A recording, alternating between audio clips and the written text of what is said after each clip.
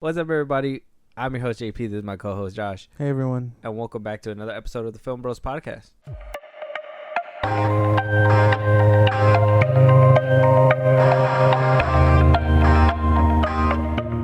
All right, guys. So, if y'all heard me in the last episode, I'm just look off rip. I'm gonna give it a buck. I'm ready to tear into this dude's ass. Pause. What do you mean by that? Hold up, man. Pause. No. Hey. I meant it when I says it, all right? That's Here we go. disgusting. The Rock, okay? This is going to be our first topic. The Rock himself, okay? Now, I told you the other day that there was a rumor brewing between Twitter and different sources, Reddit and whatever. Wound up coming out saying that there was a reshoot done. They needed to add something or someone, and a lot of people were speculating who could it have been. Some people were thinking far out, saying that Evan Mendez was probably gonna come back. There was a lot of speculation behind it, and I was like, I kid you not, I was like The Rock. I was like, The Rock probably is gonna come back. I was like that he, and it's funny if you guys don't know the history, okay. The Rock is one person who has had beef with Vin Diesel, okay, on set. I believe in Fast 8, they literally said they did not make any, they were not in the same room together when they were acting at all. They were not in the vicinity of each other. Dwayne made some remarks saying that he was unprofessional and had a candy ass, something like that along those lines on Instagram. Sneak dissing. It's sneak dissing, all right. Vin Diesel, a lot of people don't believe him and the way he acts sometimes because he's this over, I don't even know how to say it, like, he loves too much, he's like, oh, he's my brother and whatever, and, I always thought it was a facade, but it might have been true, because when The Rock was on his high horse, getting Jumanji, DC was his oyster at the time, and he was asked to come back for another installment for Fast and the Furious. Oh, also having a little bit of beef with Tyrese Gibson as well. Tyree Gibson. He basically rejected that altogether. I think Vin Diesel even put down an Instagram post, a long thing saying my little brother Dwayne went into this giant rant. It's still on his Instagram if you guys are trying to go see it. Basically asking for Hobbs to come back, and The Rock basically laid it all to rest, I believe, on CNN, where he basically just said no. Like, I'm not coming back to that franchise. Yeah. Good luck with your endeavors. I'm never coming back as Hobbs. But now we are hearing a report saying that he is in fact in this new installment on Fast X, saying that he is not in the movie per se, but he could be making a cameo appearance in the cutscene, in the post-credit scenes, alluding to Hobbs coming back in part 2. Yeah. Damn. Well, you want me to? I want to hear what you have to say, okay, because okay. this is your guy. This is Black Adam right here. Well, he's not my guy. I just enjoy Black Adam. You stop making it sound like he's like my shit. He's not my bread and butter. He's not. He does fine in one role that I can't even really enjoy because of him. I enjoy because of Dr. Fate and all them. So, man, interesting stuff. Because okay. Regarding all the beef, let's start there. Regarding all the beef way back when, if you guys were around to know anything about it, there was things going around saying that heads were clashing between so and so. The Rock came out and was like, oh, I'm not gonna name names, but he's very unprofessional and this and that. And then they also beef with Tyree Gibson, and he was saying the similar things, probably talking about Vin Diesel at the time.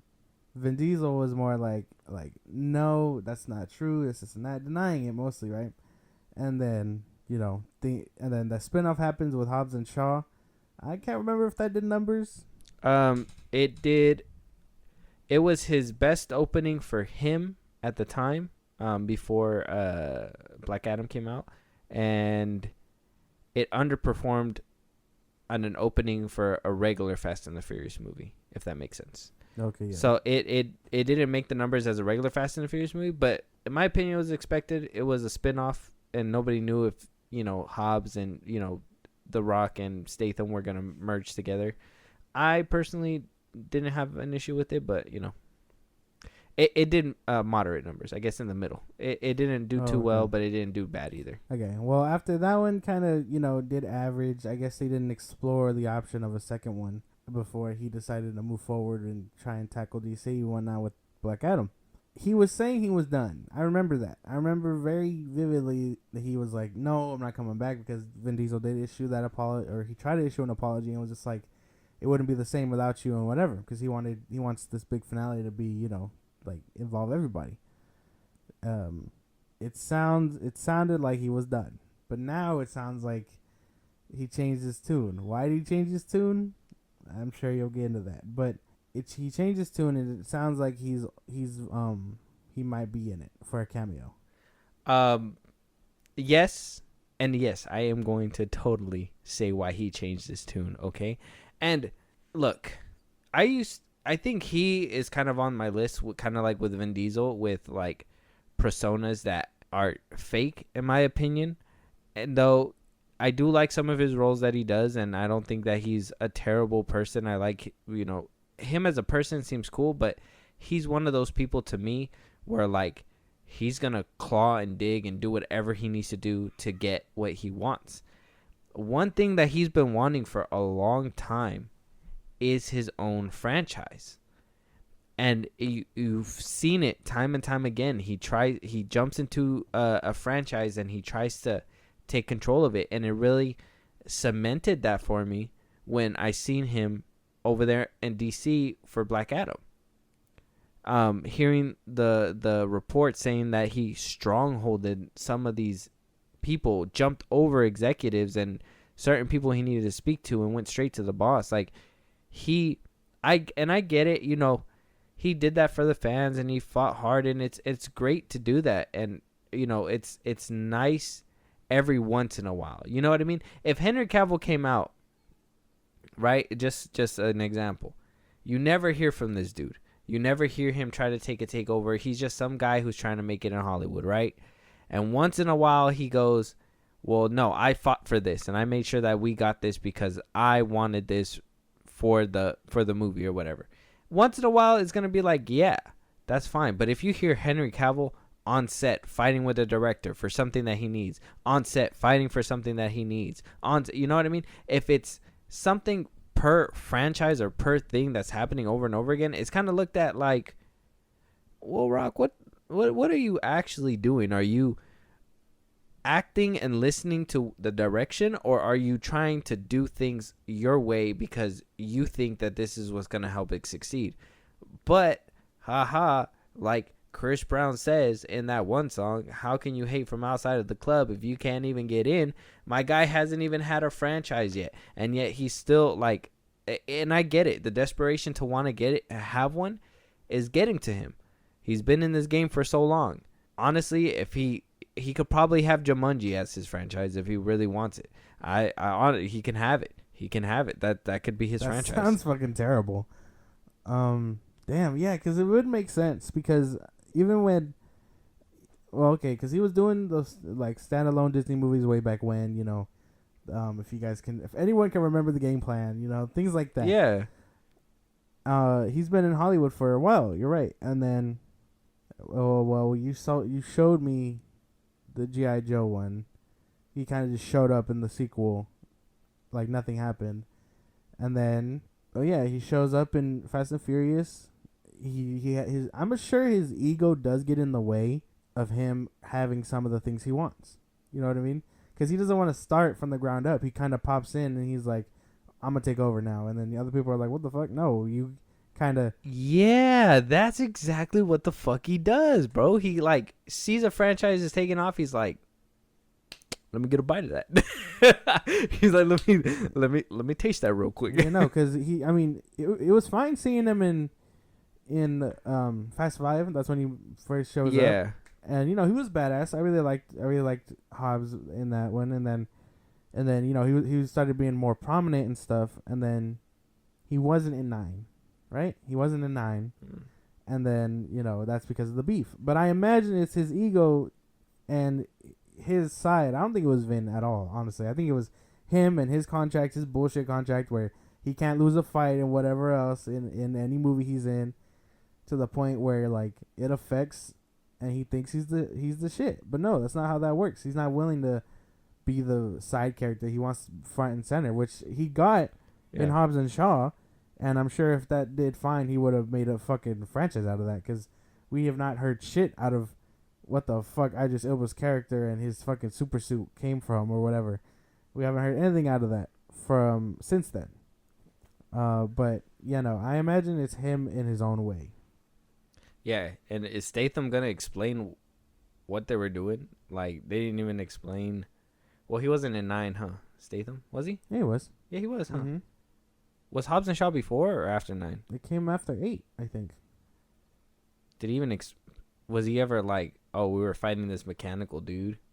I don't think so. Who almost he never did, huh? No. So we're just gonna totally just disregard his side adventure. It was like a side character. You know how thing. dope that would be around the picnic table at the end of the movie, like with a Corona in his hand, like, hey yo, we're on the edge of a cliff, and the Rock himself literally grabbed a helicopter and brought it down. Like, that was crazy. Because like he has badass moments as Hobbs, I think.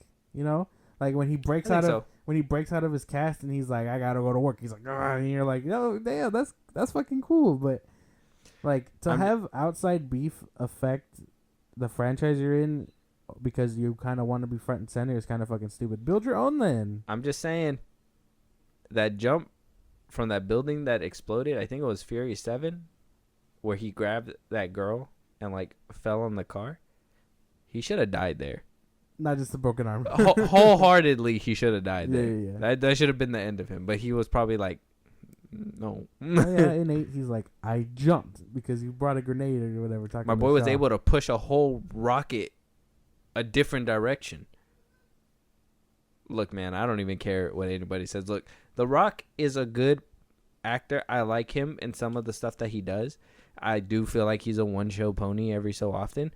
But yeah, this whole trying to strong arm his way into a franchise every single time. And I always thought, like I said, I thought Vin Diesel was over here faking it and trying to play Mr. Saint and Innocent just so he can, milk Paul Walker's death and stuff like that. Because to be honest, I never see posts like that without an intention behind it. And maybe that's a little part of intent right there, but it's not the whole frame. I honestly think he is a genuine dude. And I think now that like, when The Rock was trying to rise past him, Vin Diesel was basically like, no, understand.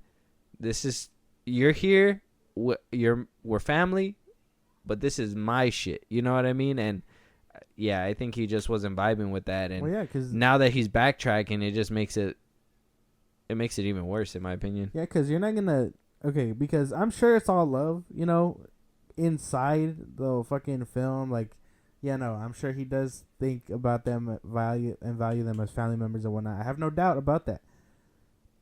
But it's also his franchise. It's his business. Like, he was in the first one with Paul.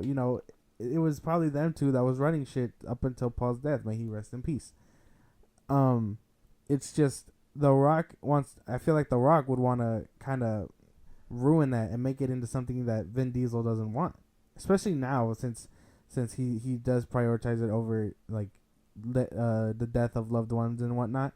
He's like, this is for them and stuff. Like, he doesn't want that ruined. Whether you think it's ruined now, that's completely up to you. But to Vin Diesel, he thinks he's doing a fine job, so I'm not gonna touch that. I would have said ended at 7, but yeah. But Vin thinks he's doing great. I can't wait to see Fast X. If he comes back, cool. I'm fine with that. I don't really mind it. If he was able to put his shit away for a cameo and hopefully a potential return in part 2, then awesome. But that shows growth. But at the same time, it also shows like, oh, I couldn't do it at DC, so I'm tucking my tail and coming back. You know what I mean? And I don't know. Depending on what side of the aisle, I mean, that could look good or bad.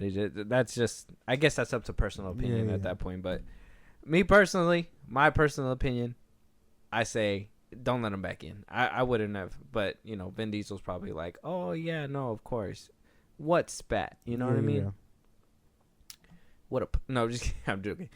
Moving on though, one thing that you're probably not gonna like is that Superman and Lois might be canceled on the CW. Um, you know, last year the head of CW basically said that he was and this was way before we had the podcast, so we never even spoke about this. But the CW boss, when CW got bought out by Nestar, which is a company of Warner Brothers, that the DC shows were going to slowly start dwindling, and that's what we saw, you know, with Titans ending, all those CW shows basically ending. Before it affected Titans, it was Legends, Arrow, shit like that. Yeah, all that stuff, and it started dwindling down to the point where now we're just with the Flash and Superman and Lois. Now it's been up in the air whether or not it was going to be canceled, and that season 4 wasn't going to happen, but apparently CW still wants to keep one show. So the boss says he wants to keep one show, which a lot of people are speculating is Superman and Lois, but a lot of people are also saying up within the ranks that Superman and Lois might move on to Max itself. If the CW winds up canceling the show, that Max is willing to pick it up and renew it for a 4th season.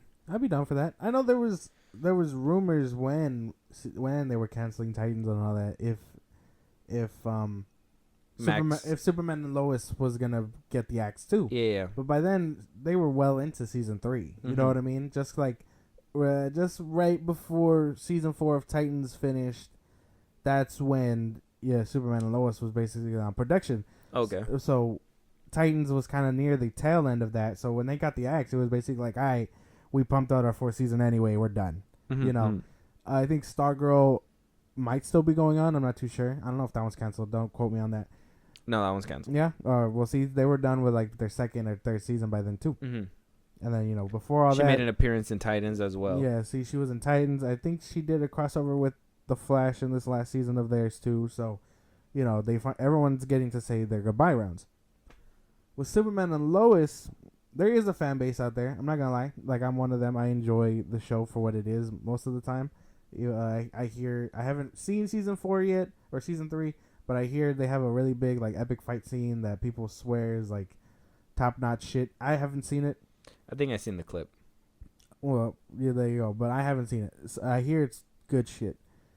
But if Max picks it up, great. You know, I'm sure they could benefit from a big ass budget. You know. Yeah, if they're able to do a big budget of that show, I think I'd be more interested in it. Cause I'm not gonna lie, the story sounds fascinating. Everything seemed pretty good. It was just the CGI that was very like. It throws you out of it. Yeah, man. And like even as much praise as I give to it, it does throw you out of it. Like it has its moments where you're just like, what the fuck? But it could benefit from that. You know. I hear that the one show that, or maybe it is canceled already, I'm not too sure, I haven't seen it, but Gotham Knights, you know, like I hear that's the one they're also throwing in the ring for a 2nd season or whatever, but I think that one might have caught the chopping block a long time ago. No, that one's actually still doing good and actually doing numbers that people are actually saying it's actually decent. Yeah, no. Which is crazy because everybody was shitting on it. Shit, yeah. I don't know about that one. If Superman and Lois does get the axe, I hope Max easily just swoops in and is like, all right, we'll take it then. You know, it's funny. I forgot about Gotham Knights, but thinking about it now, maybe Superman and Lois might go to Max because, I mean, if Warner Brothers is the parent company of Nestar, they can easily just swoop it up and be like, hey, you know what? This is a great show. It just needs an upgrade. You know what I mean? Exactly. And James Gunn can just fit that under the Elseworlds umbrella. Yeah. Whatever. That'd be good. I think it would do Tyler Hoechlin some justice too because I hear that he's a good Superman. I just hear that, you know, CGI kind of holds him down. Yeah, I'm not like the only one that shares the opinion. You know, like the Lois in that one, Tyler Hoechlin, even the teenage boys. You know how we're just shitting on. Yeah, they're not whiny or anything. Yeah, well, no. I haven't seen the new one that replaced them. Because I only know the season 3. Yeah, I only know the 2 from season 1 and 2, but I don't know how his dynamic blends in with season 3. Yeah, I haven't heard much on their part, but in the first 2 seasons, they go kind of they do well. Everyone kind of does their own thing. I even like Henry Irons as Steel in that. So it all kind of works out. Hopefully, if it does get axed, it continues on Max, or if it does get axed in general, that's gonna suck. Yeah, well, I mean, if you want it to survive, you should probably watch season 3, but we'll have to wait and see on that one. Me personally, I'm not really a big fan of CW shows. I know that you like Superman and Lois, so I just wanted to make sure that you knew that it could potentially be dying. So yeah, that's understandable. CW got to get rid of stuff. But now we're going to hit that little business side right now, because it sounds like Disney is going through it as well. So the other day, Bob Iger himself had a little business call. Now, he did say quite a bit of things, but there was quite a few stuff that I'm assuming he's saving for another business call that's going to be happening in the next couple of weeks, which we'll be here to report on. But for right now, one thing's for sure that is really bad is that now we're on a record decline, says the Forbes. Disney Plus losing another 4 million subscribers. Another 4 million subscribers in quarter 4. That comes from 2022 losing 2.4 million subscribers. I remember we reported on that in an earlier episode as well. And it's understandable, in my opinion. Disney needs to understand that though streaming services, yeah, they're probably right. They're not as profitable as box office. That's fine. Mm-hmm. But you could still make a profit. And I would have assumed Disney would have seen, how Netflix has been doing it and Hulu has been doing it, and would have been like, we need more originals. Mm-hmm. We need content that, is going to be for all ages. Mm-hmm. You know what I mean? Disney Plus just being a babysitting app is not enough. Yeah, no. And I'll tell you that right now. Disney Plus is a babysitting app. I use it to babysit. It's literally, it has all the movies, all the cartoon movies. It has everything. Disney Plus, it just has a slew of old movies that you can easily get on physical and just be done with it. And then if you want to watch Mando, WandaVision, whatever, you literally buy it for a month. Once all the episodes are out, you watch them all, and you're free. You know what I mean? You don't necessarily, there's no incentive to keep paying, especially if you don't have children. If you don't have children, there's really a bigger incentive to just be like, no, I'm good. I'll just wait. You know what I mean? Honestly, yeah, because as often as I want to say I use it, I don't use it that often. What do you use it for? Mandalorian? I use it for Star Wars stuff, and then if I decide at some point, hey, I want to watch old Spider-Man cartoons, that's about it. Or I'll say right now, I use it for like ambient noise, because I don't know if you know this, but they got like just like white noise like you can use to like sleep with. You know what I mean? Can't you just do that on YouTube? I can, but they have a Star Wars one, which sounds pretty cool. Like the Force music and shit like that. It's calming. It helps me sleep sometimes. You got to show me that later. Yeah, I didn't know about that. I use that one, and I may or may not. I use that one. Dude, they have a Sith one where it's just like boom, boom, boom, boom, boom, like with like the fucking like heavy shit, and you're like, what the fuck? I can't sleep to this. It's all dark as shit. Right. And then I use there's this Finding Dory one. If you guys are into that shit, or Finding Nemo one, if you guys are into that whole like you need noise to sleep, these are very calming shit. Like I have no lie. Like that Finding Nemo one, it's just like fish and water, and you just hear it, and like that shit sounds calming. I use it for that when I can't sleep sometimes. That's interesting. I never knew about that. Oh yeah, well I'll show it to you, but I don't use it as often as I should, because I'm not really intaking Disney movies and all that. I watch it for Star Wars when shows drop, like 3 times a year, but that's about it. There you go. And that's basically me too. I hardly go on Disney, but I think you'll find me on HBO Max. You'll find me on Hulu, YouTube, obviously, but not like Disney Plus it's a rare thing unless I'm watching Star Wars or something. You know what I mean? Yeah. And I haven't even found myself revisiting any of like the Marvel TV shows. You know what I mean? I have not revisited not one of them since they dropped. I don't go back and rewatch those shows. If anything, I go back and watch just like the Spider-Man stuff. Oh, Spider-Man stuff. Because they have Spectacular Spider-Man on there. All the Spider-Man movies are on Disney Plus right now too. Yeah, so like I watched all of them when they dropped them, and I haven't gone back. But Like I feel like I'd catch myself if I decided to be like, hey, I want to watch Spider-Man, where can I go to watch like anything of his catalog? I'd go there, but that's rare in itself too. Exactly. It's And Disney Plus isn't. It's not made for adults who are paying for it, and with the decline of children wanting to be had, there's not much incentive for Disney Plus to keep going on with adults either. the only way that they can make any kind of noise is if they added some kind of adult content. So like one thing that did hurt them as well was a price hike that happened. A few months ago, we had a price hike that went from $7.99 for the lowest tier to basically what you're paying. What you were paying before, you're paying a little like $1 more. Right now it's like $10.99 for the medium one. I think it's like $8.99 for the low one, but you get ads or whatever. And I think it's like $16 for the highest one. It's basically like HBO Max numbers, and it's like you're not really giving us content to want to continue to do that. But now we're also hearing that they're gonna be hiking it up once again, another price hike within Disney Plus. But are these price hikes justified? No, not in my opinion.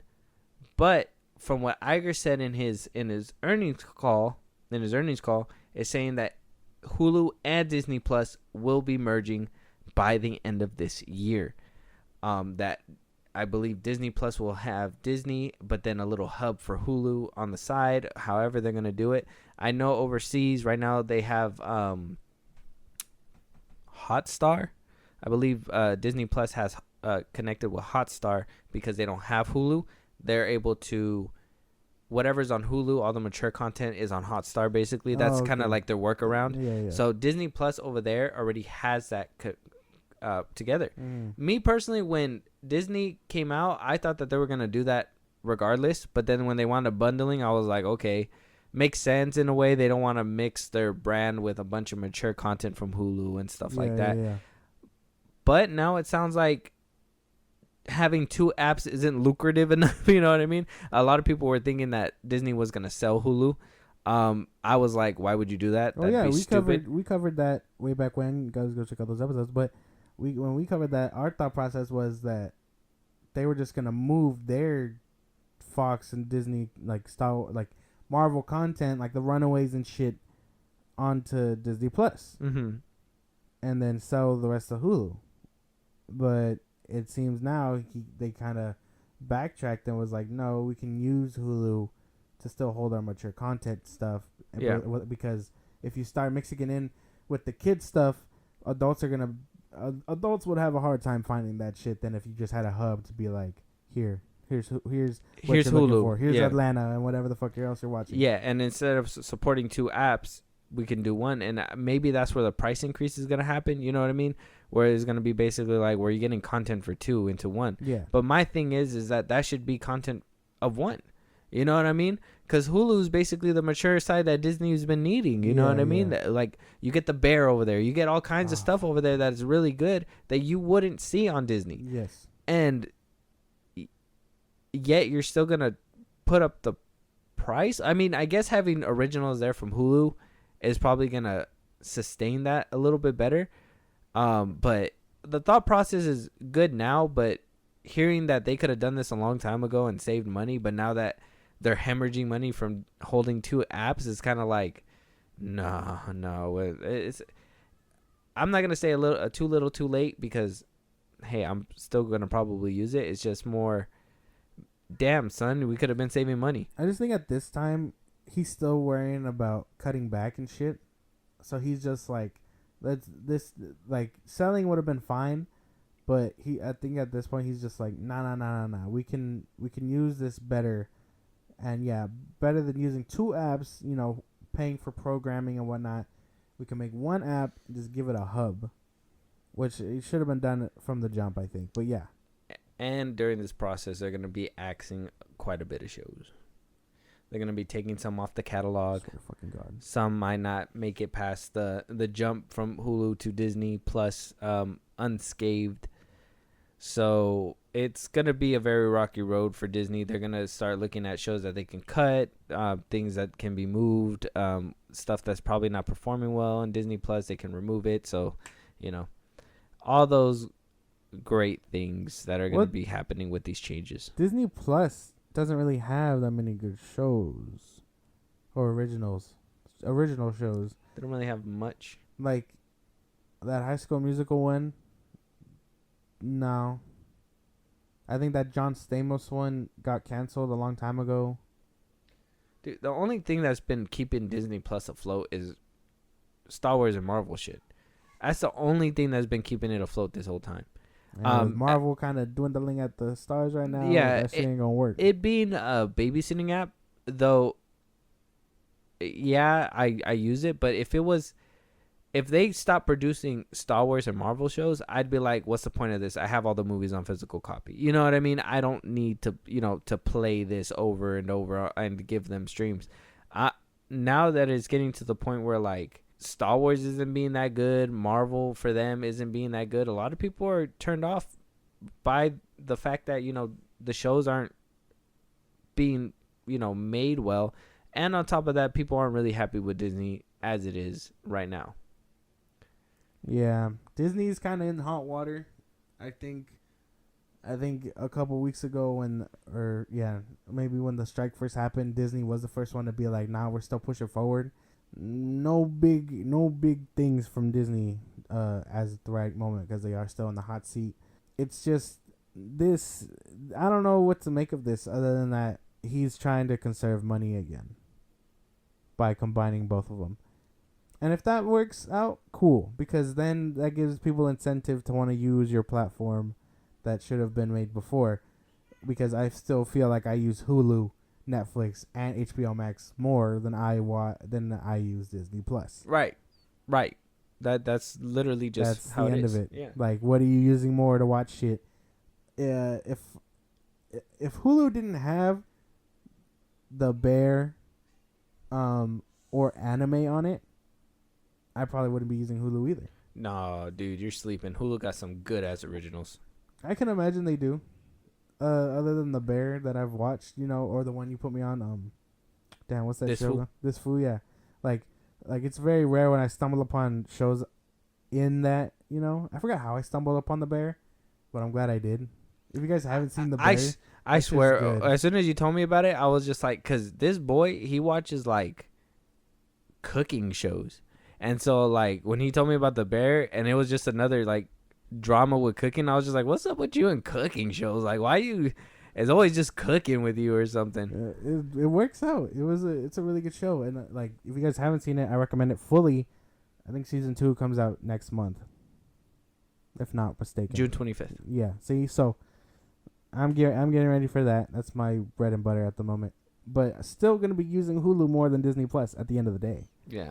Yeah, so a good move on them to want to merge it together. Kind of bad move to want to be cutting some content because who knows if maybe the content that they cut was drawing in people to Hulu. You know what I mean? Yeah. And just because you slap Disney Plus in front of Hulu doesn't mean that people are gonna want to be buying it. It might even deter some people. They might just be like, "Do I need it?" No, that wouldn't work either. I guess depending on who you ask, it's just they need to look more at what they're producing as Disney and not at what they're producing as Marvel and Star Wars. If that makes sense. No, I get that. Yeah. I think their Disney stuff is hurting a lot of their own brand because it's too. Yes, it is kid friendly, but you don't have kids paying for the app. Yeah, it was really fucked up when at one point when they were using like Pixar as like Disney Plus originals for like animation and stuff, and only putting Disney movies in theaters. Yeah, I thought that was pretty. That's fucked up. That was pretty fucked. But they're still going at it. Things are still being shuffled and moved, but one unprecedented move that happened from Bob Iger with the same earnings call that happened, he congratulated Universal for their success with the Super Mario movie. He says, "Allow me to digress for a moment to congratulate Universal for the tremendous success of Super Mario Bros. It certainly proves people love to be entertained in theaters around the world, and gives us a reason to be optimistic about the movie business. I swear to God, if he thinks he can pull that shit under his umbrella, good luck. That's not what he's looking for. Oh, well, you know what? I never thought about that. Go on with your theory. Well, yeah, because the only time Disney attempted a video game movie, even though it wasn't a video game movie, would be Wreck-It Ralph and Tron, right? Because Tron's a video game, is it not? Yeah. Yeah. See, so that's twice. Wreck-It Ralph got a sequel. I don't think it's better than the first one, but they did use hella IPs in that one. Maybe that's why.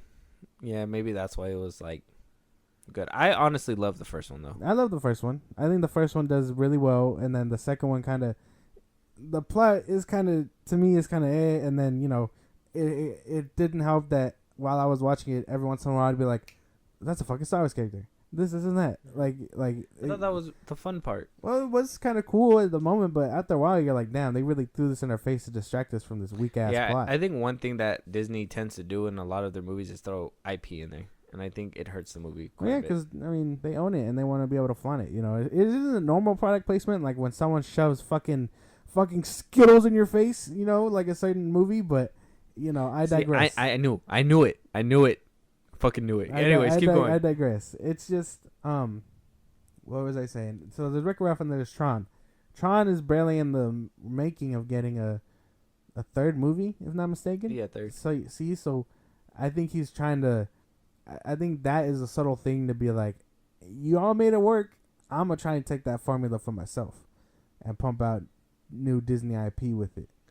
Well, and maybe work with game companies to make whatever movies Disney wants. I'm gonna buy a PlayStation. Yeah, that's a good theory. It could be a nice play to be like, hey, Nintendo, let me holler at you for a second. Mm-hmm. You know what I mean? My theory is that he's gonna basically what you said, instead of completely buying the Nintendo brand, you know what I mean? Yeah. Being a fucking ironmonger and just being like, hey, let me just get everything. That he was gonna try to do what they did, you know what I mean? And I think one thing that a lot of people saw within the Super Mario Bros. Movie was that it wasn't so political. It wasn't you need to check boxes. It wasn't, you need to do this or do that. It was just more, it's about a game that you love.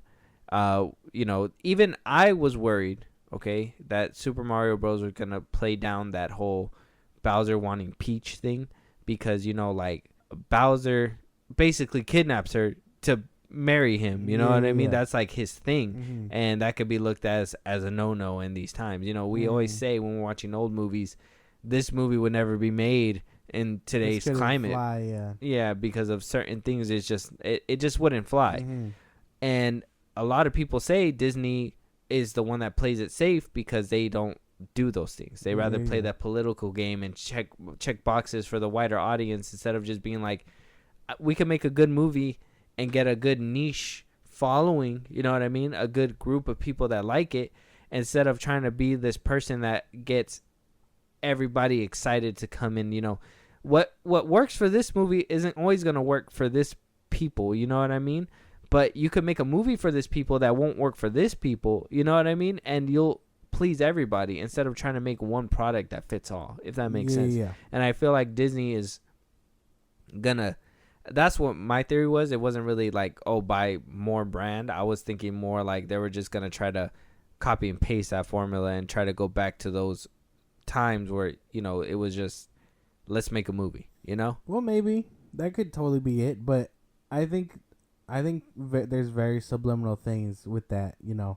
Like what you said. Sure, they could totally take it back to the formula and be like, let's stop all this political bullshit. Let's just make another Disney banger, and move on.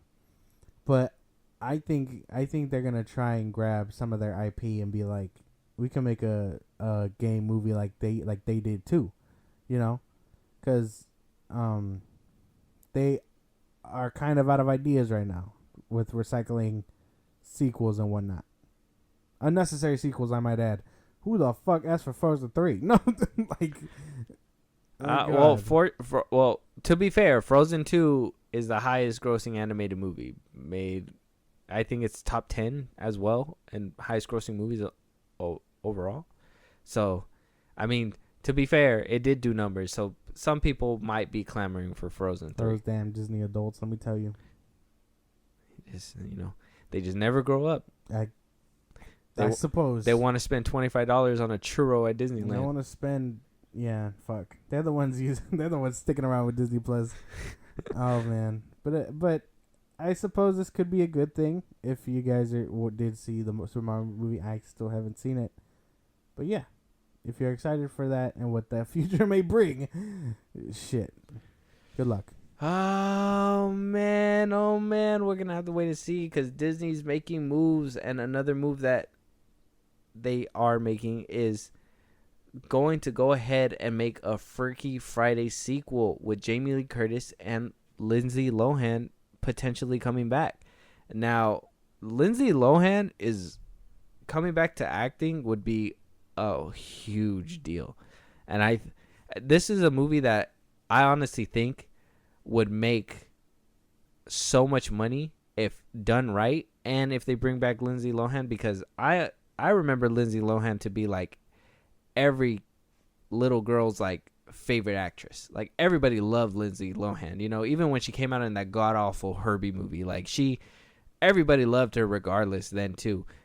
Parent Swap, like I think if this movie is to actually, because Jamie Lee Curtis, I think it's funny the time that they picked to ask her, but it was on the Halloween Ends red carpet, and we talked about it a little bit, where she was like, it could happen, I just can't say anything. But now that was it the Hollywood Ends? I thought she won an award, and that's when they asked her. No, it was during Hollywood Ends, okay. the premiere.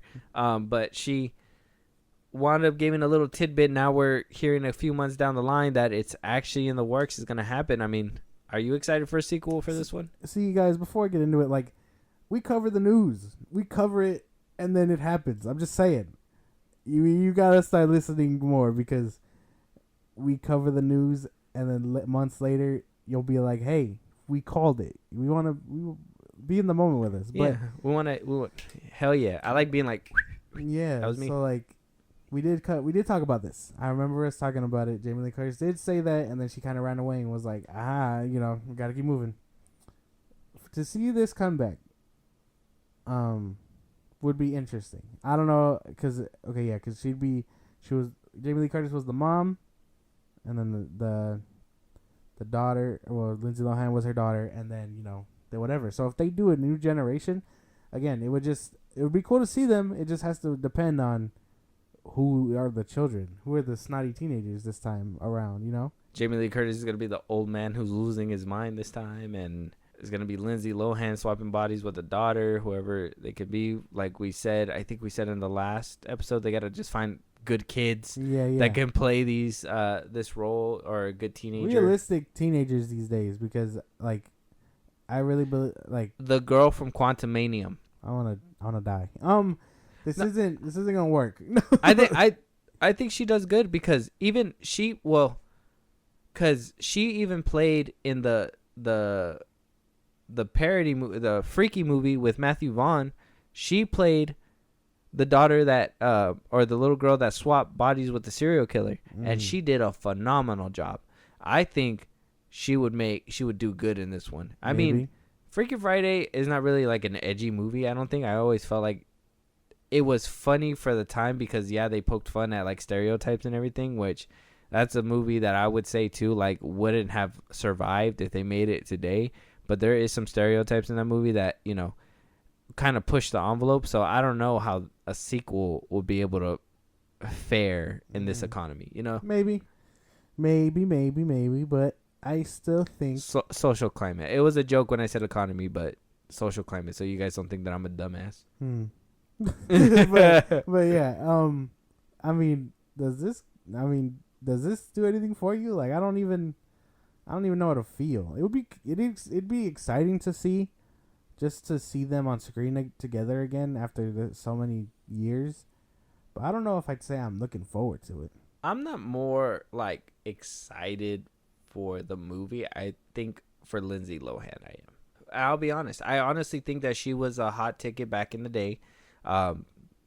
I think a lot of people What kept happened to an her? eye on her. She had a breakdown. I think a lot of Well, people.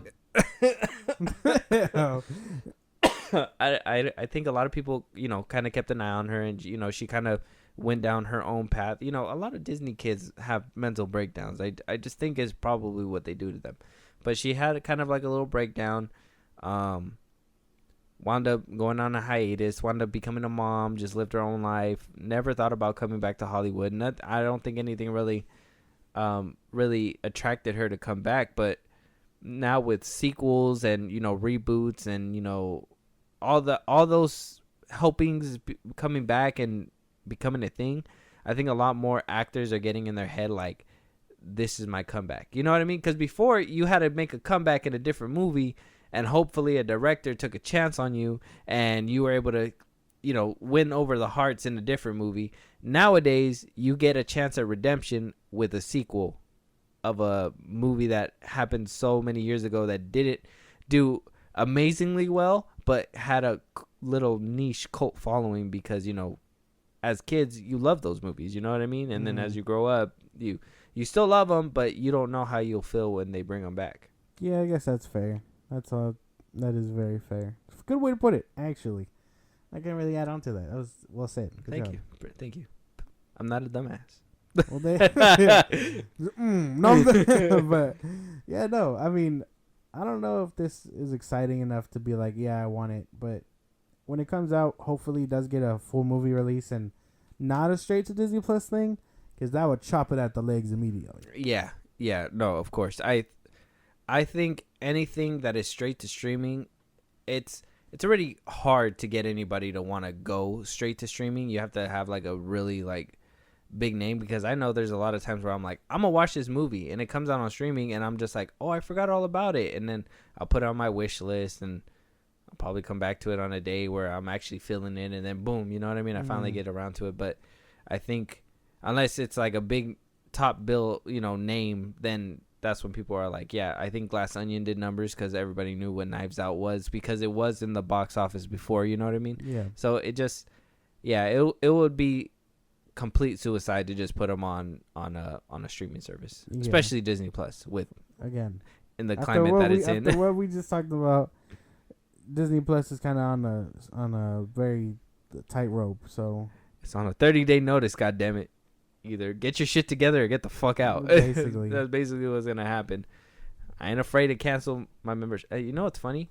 I heard people were getting like, oh, my voice cracked. Sorry guys. I heard people were getting like boxes from Disney Plus for like day one subscribers.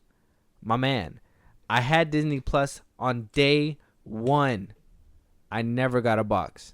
Disney, damn, personal vendetta right here. I'm mad.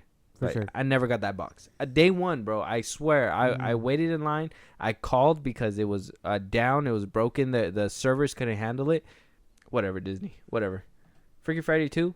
Throw it in the trash. I don't even care anymore. Damn. Anyways, moving on, though. Another very bad word that we're hearing is that the new Exorcist movie, Believer, has bombed at the New York test screening. That happened on May 9th, I believe, or May 10th.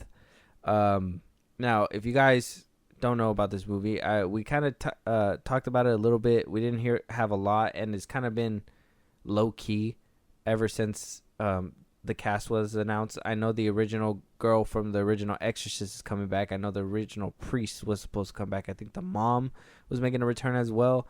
We're getting... this is supposed to be...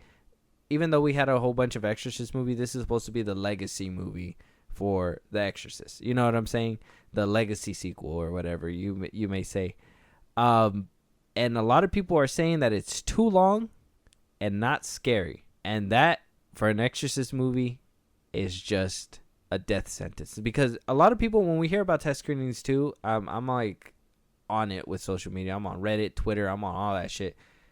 When I heard about, Guardians, all these big movies, Cocaine Bear too, like when I heard, like, you hear floods of everything. This is the movie test screenings were kind of just like silent on, and a lot of insiders are just saying like it's not doing too well. So yeah, That's bad. I can't even. That's as straightforward as it can get. Because the first one, fun fact about me, no, I don't watch this movie not because I find it not scary. Quite the opposite. This movie scares me shitless. I cannot. Like, I watched it once way back when, and just like The Barbarian, it has scarred me for life. I don't watch this movie. I can't even tell you the. I think I watched the theatrical cut. I think the R-rated cut gets worse, right? See, so I can't even tell you what happens in the R-rated one because I refuse to watch it. Yeah, I never liked Exorcist movies. I always find them creepy and skin crawling as well. I love horror movies though, so I think the first one is. I always had a problem with it, like you, but me being a horror fanatic, I think the one that really gets me now is the Emily Rose one that they had put it out not too long ago. That one's really scary for me. So like The Exorcist has had longevity, all right? And I mean, there's only so many ways you could slice the pie, I guess you could say, when it comes to Exorcist movies. So them having to come back to this and, legacy sequels tend to, try to, how you said before, we're going to give you different shit, but not too different, you know what I mean? And I'm sure that's what this movie's suffering. I'm sure it has a lot of repeat offendery in there. I'm pretty sure that there's a lot of exposition where it probably is not necessary, because if you're going to go watch this movie, you should already have an idea what the old one's about, you know what I mean? And, well, scares... You need scares. Yeah, you need scares in an Exorcist movie. You need scares. If they saying it's not frightening, bro, I went to go watch what's that one movie? The Poltergeist. Have you ever seen that remake? No. You seen the old one? I've seen the old one. You remember the old one? Yeah. They made a remake. And that shit, it. don't even worry about that I've movie. never seen it. If you want to watch a comedy, go watch that movie. That shit was not scary at all. I sat through that shit and I laughed multiple times. And it wasn't even to be like, ha ha ha, this movie shit. It was just more like actually like, what the fuck? Just add Kevin Hart in here one time. It just might as well. And so hearing this sounds like it might be that. There's been a ton of Exorcist movies. If this one's supposed to be the follow-up to the very first one, yeah, that should automatically like put people in the seats. But to want to make it long and not scary, you're fucking not just chopping off your legs, you're chopping off your head too. Like, you can't survive. Especially with horror making a comeback, this movie would thrive. And the crazy part is that, well, maybe not too crazy. Maybe we could have predicted this too, especially after what happened with like Halloween Ends. But David Gordon Green is gonna be is making this movie, and I don't know. I guess the way if whoever liked Halloween Ends, honestly, I wasn't a fan. I think they started off strong with Halloween. I'm more like 50-50. Halloween Kills, I kind of feel like though they didn't make it better, I don't feel like it went completely worse either. And with Halloween Ends, I was just more like, I'm over it. It should have went a different way. So hearing that this is his follow-up to that, I mean, I guess it fits into the right slot. I was just hoping. I guess I was being optimistic, seeing the half glass full and being like, well, he did a phenomenal job with the first one. You know what I mean? I honestly believe the first Halloween that he made back in 2018 was great. But I think the other two just kind of dwindled in, what's it called? It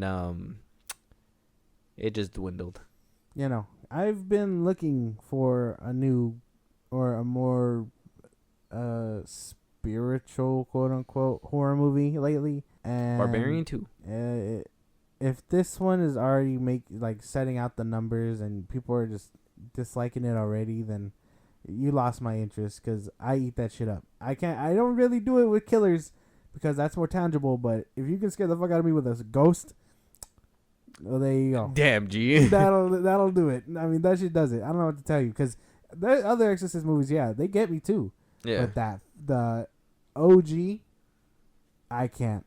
I think that's crazy. You're more scared of ghosts and shit, and you can believe the serial killer stuff, but I can believe more the serial killer shit, and I'm not really too afraid of fucking ghosts. Yeah, no. I don't know what it is. Yeah, that's funny. That's different. But yeah, so I mean, reshoots might be ordered on the way after hearing this. So, the final product is not the final product. I think we have until like the end of this year before it comes out. So they could do reshoots. They could throw in some scares. They might be able to, adjust a couple things. So not the final product. We'll have to wait and see what the final product looks like. I'm just saying this isn't helping either. And then the lack of word of mouth is very concerning as well. Yeah. Fuck. Not very good. God damn it. Yeah, not very good for you paranormal horror fans. And last but not least, another very devastating news. The Last of Us Season 2 has paused pre-production. That's including auditions as well. So we're not even getting the ball rolling on even casting any of the new characters that pop up in Part 2 of The Last of Us. And that's all because of the Writers Guild strike that's happening, according to Variety. So another show biting the dust or suffering from this strike. And those that were a major fan of the first season of The Last of Us is going to have to wait even longer for Season 2. Even though they did say it should have been out by the end of 2024, early 2025. So I'm just saying. I know they couldn't predict this, but Another show that they're fucking with that I really liked. Oh my goodness, man. Hollywood is a messy place. And as much as I want to be in it, this doesn't paint a good picture for me. I'm disappointed. That's it. That's all I can really say, because I can let out my frustration. I can't really blame anyone, because I understand. If I wanted to blame someone, it'd be the executives that don't want to pay their people. But I really don't want to do all that. I just want my shows to get back to being made and like fulfilling me as a fan.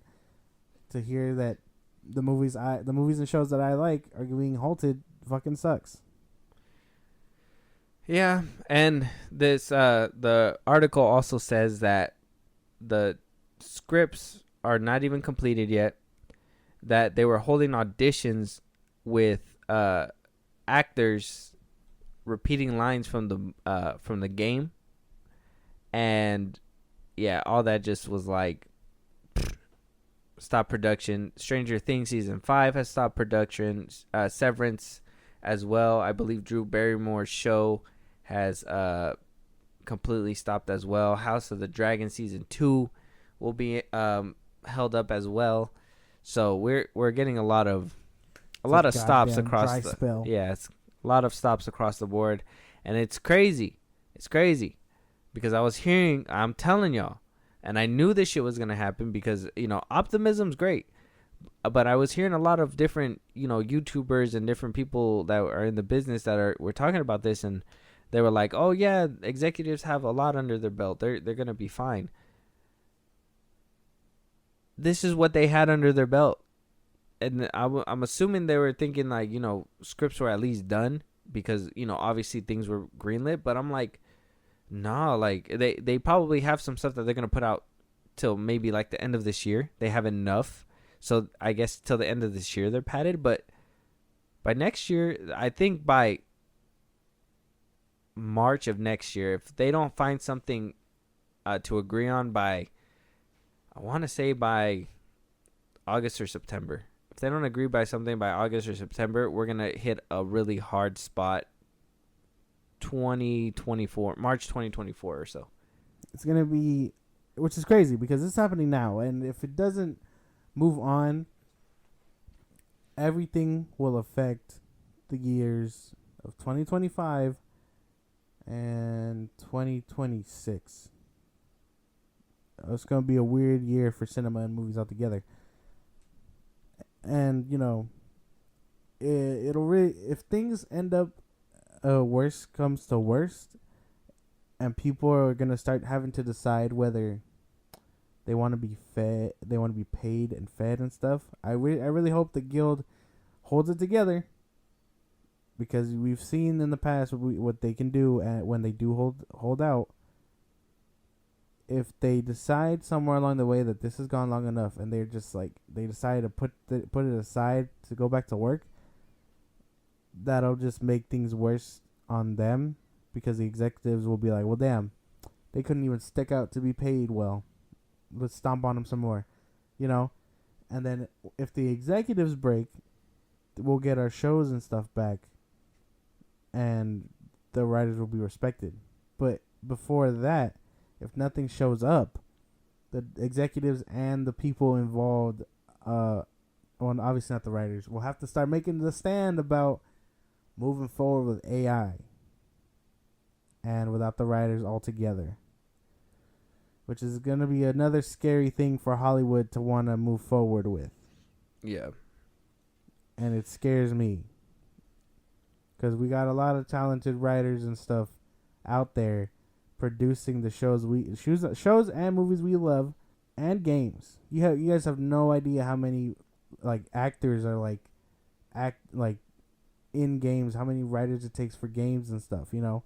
So we don't even know how that's affecting that industry yet. Yeah, that's true too. Because Hollywood is the only one being like lit up right now. Exactly. So we don't know what till it starts affecting that. Well, it'll be a problem, but we need our writers to come back immediately. I hope the executives pull that together pretty soon before it starts fucking with their jobs too, because again, they already have a lot on their plate overseeing production and shit. To direct and have to write is gonna put more on their plate, and then eventually they'll start demanding more money. You know what I mean? Yeah.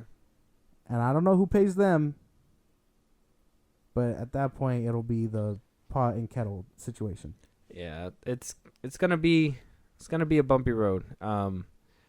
Right now, like I said, we're not feeling anything. We're not gonna feel it right now. We probably got till the end of the year, maybe the beginning of next year. But for a fact, shows and stuff, they're gonna take a beating eventually. So hopefully they figure out something. Well, I'm hoping for peace across the board, and I'm hoping that, you know, hopefully it doesn't escalate, because like I said, Directors Guild might be next. We got all kinds of guilds out there that can put a stop to everything, because hey, if AI takes one job, AI can take the next one and the next one and the next one. You know, they're already making AI art, so, you know, writers is one thing, but what if, like, you know, artists can't even, you know, do concept art for you guys anymore? You know what I mean? They just throw it in the AI, and the next you know, why do we need a director in the director's seat when we can get AI who tells us what camera angles would be best? Yeah. You know what I mean? So, scary thing, AI. Scary thing. I think right now is the perfect time to put a stop to it. Hopefully get some kind of regulation towards it. What you can and cannot use it for in this life. And, you know, go from there. Because unregulated AI, Skynet. Oh, God, we're going to die. We are going to die. Everybody going to die. It's going to be bad. There's a lot of movies like this that those writers wrote to give you a real good concept about what AI can do. Will it ever get that far? Probably not. But I wouldn't want to be the one to find out. Never say never. Yeah. Just pay your people so we can get our stuff back. Yeah. Otherwise, you'll have fans on your doorstep as well. This could be the first, like, milestone to stop Judgment Day. I'm just saying that right now. I'm thinking about it right now, and this could be the first stop. If what do you call it? If we don't give these writers the pay and regulate AI, Judgment Day is gonna happen. We're gonna be on the path of that. That's fine. Come on, guys, help us deter that. We need to stop it. But with that being said, this is gonna be the last topic of this episode. If there's, like I always tell you guys, come on now, like I always tell you guys, if there's anything that we didn't talk about that we should have talked about that we just probably didn't get around to, maybe we didn't say what you were thinking. Hey, if there's a question or anything you want to throw at us, a movie you guys want us to review, Josh, let them know where they can let us know. Twitter, TikTok, Instagram at FilmBros Podcast. We post when new episodes are up, and very engaging things for y'all to hit us up on. We post when new episodes are up. I said that already, right? You can listen to us on the go. Spotify and Apple Podcast at FilmBros Podcast. If you want to support us, links in our bio to Buzzsprout. If you end up subscribing, we'll post bonus content there only for y'all, the exclusives and whatnot, and we'll shout you out on future pods. If you want to subscribe to our YouTube, go ahead and do that at FilmBros Podcast. Hey, and it's not a future YouTube. It's out there right now. Go subscribe, like, hit the notification bell. I believe we're gonna start putting up our podcasts up there as well. Not video versions, but just in case for those that like YouTube music and stuff. They're starting to have a little podcast section, so we'll be putting our podcast up there as well. So stay tuned for that. Like, subscribe, hit that notification bell, and we'll talk to you guys on the next one. Talk to you guys later.